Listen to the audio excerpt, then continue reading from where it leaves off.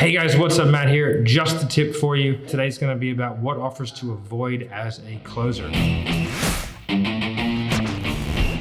right, so there are a few things that you need to know when you're going into a relationship with a business, and some red flags that you can see right away where you should just cut ties and run. Now, these aren't rules where every single time you have to do this. This is stuff that I have found out and I have discovered in my sort of travels along the way of things to avoid. The first thing is anything with really, really high commissions, 30, 40, 50, 60% commissions. They're almost always scams. No decent business can really afford to pay you that much. Otherwise, there's something not being paid for on the other side of that. And a lot of the time it's client delivery or product delivery. It's really easy to pay massive commissions if you have no intention of actually doing what you say you're gonna do, right? And so when someone offers you really, really high commissions, you need to look into that, because don't just get distracted by the dollar signs, because they might not be delivering what they say, and that's gonna wreck your soul. The next thing is anything frowned upon by the SEC or like the government, right? So I'm talking about certain biz op stuff. It's not gonna be around for a long time. It can be a little bit scammy and stuff like that.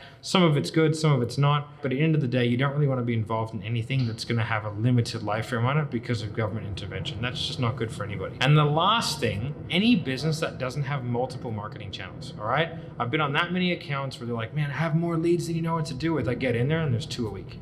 Right? And it's like, oh, but last week we had 100. It's like, well, that was last week, mate.